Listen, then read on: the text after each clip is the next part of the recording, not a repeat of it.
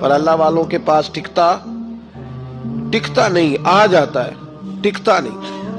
حضور غوث اعظم رضی اللہ تعالیٰ عنہ نے 40 سال اللہ کی عبادت کی،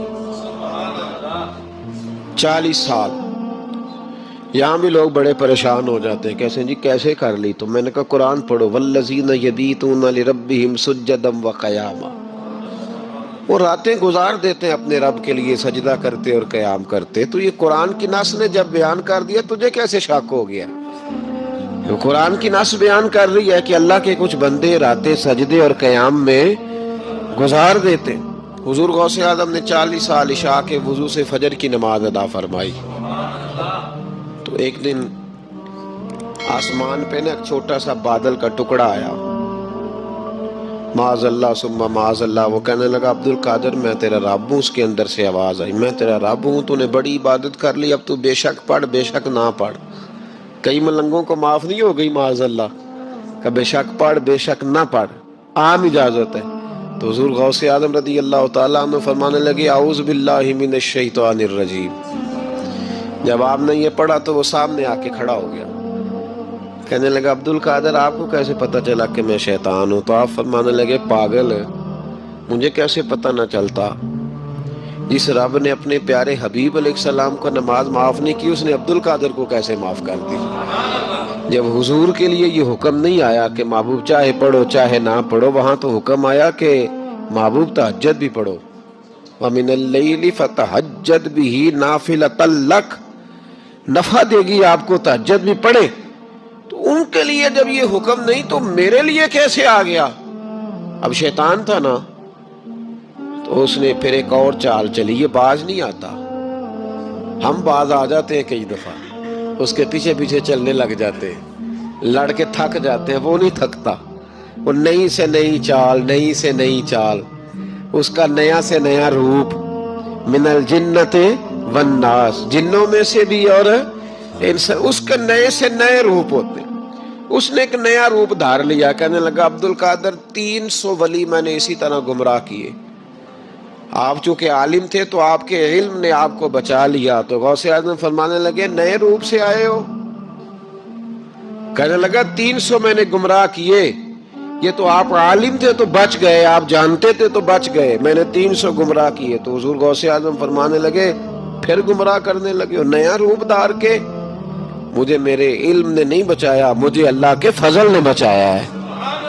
کئی عالم بھی تو گمراہ ہو جاتے ہیں نا، مجھے میرے علم نے نہیں بچایا، مجھے میرے اللہ کے فضل نے بچایا ہے۔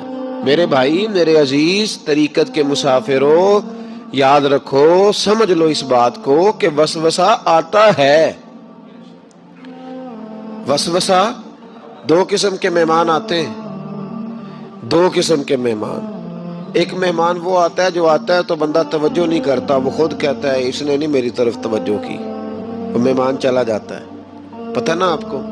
اور جس کو بندہ اٹھ کے سینے سے لگائے اور اس کے ساتھ گفتگو شروع کر دے، وہ مہمان جاتا ہے تو بیٹھا رہتا ہے، وہ تو نہیں جاتا۔ تو وسوسہ آتا ہے، جو تو توجہ نہ کرے اس کا چلا جاتا ہے، اور جو سینے سے لگا لے، سوچنے لگ جائے، غور کرنے لگ جائے، اس کا وسوسہ بیٹھ جاتا ہے، اسی کے پاس رہتا ہے، دوستانہ کر لیتا ہے، کئی دفعہ تو بالکل مکان ہی ساتھ بنا لیتا ہے، ہر وقت کوئی نہ کوئی بات کان میں، ہر وقت کوئی نہ کوئی بات کان میں۔ کیوں وسوسہ آتا ہے؟ تجھے کیسے آ گیا؟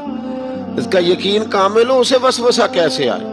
جس کی توجہ سیدھی ہو اسے وسوسہ نہ چھڑ یار دا بوہا، نہیں تے ہو جاویں گا روگی، جیڑی بکری اجڑوں وچھڑی او بگیاڑا جوگی۔ یہ تو بھئی تو اگر اندر رہتا، صحبت کے اندر رہتا، چھتری کے نیچے رہتا، تو پھر وسوسہ تجھے کیسے وسوسہ کس طرح تیرے پاس آیا؟ وسوسہ اس کے پاس آتا ہے جو وسوسے کی جانب توجہ کرتا ہے۔ بہت زیادہ لوگوں کو بدگمانی ہونے لگی ہے، بہت زیادہ وسوسے آنے لگے ہیں، بہت زیادہ خیال ہونے لگا، بہت زیادہ توجہ ہونے لگی ہے، بڑی لوگوں کا معیار اس طرف جائیں، ہر چوتھا آدمی آ کے کہتا ہے برے خیالات آتے ہیں۔ کیوں بھائی برے خیالات آتے ہیں؟ کیسے آ گئے؟ ہمارا تو دل ہی ایک ہے، اور دل میں یار بھی ایک ہے، دوسرے کے لیے جگہ ہی کوئی نہیں، تو وسوسہ کیسے آئے گا؟ ہم تو اس کے دیدار سے ہی آج تک فارغ نہیں ہوئے، تو غیر کی طرف دیکھ کیسے لیا؟ یہ کیسے ہو گیا؟ ممکن کیسے ہوا؟ اپنے آپ کو سمیٹیں، ان وسوسوں سے اپنے آپ کو بچائیں، ان پر قطعی طور پر کوئی توجہ نہ دیں، اور اگر کبھی آ بھی جائے تو میں نے کہا کہ اس کو سینے سے لگانے کی ضرورت، اس کو جھٹک دیں، بات ختم ہو گئی۔ آ جاتا ہے وسوسہ، بڑوں کو آ جاتا ہے، وسوسے آیا کرتے ہیں، آیا ضرور کرتے ہیں، لیکن جو لوگ قابل ہوتے ہیں، جن کا ایمان مضبوط ہوتا ہے، جن کا تیقن مضبوط ہوتا ہے، ان لوگوں کے پاس وسوسے ہمیشہ رہتے نہیں۔ ایک اہم بات اصلاح کی جو سمجھنی بڑی ضروری ہے، آپ کے لیے بڑی ضروری ہے۔ آپ نے یہ غور کرنا ہے کہ وسوسہ آتا کہاں سے ہے۔ کوئی نہیں سمجھ آئی آپ کو میری بات کی؟ نہیں آئی ہوتی تو آپ بڑی دور پہنچ چکے ہوتے ہیں۔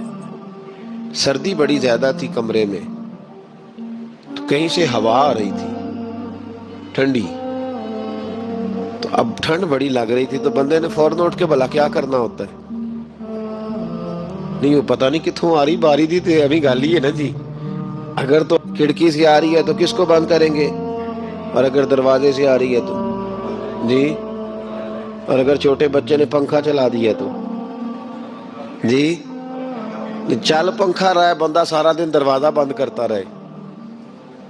سمجھنا ہے آپ نے بات کو، آپ نے اس دروازے کو بند کرنا ہے جہاں سے وسوسہ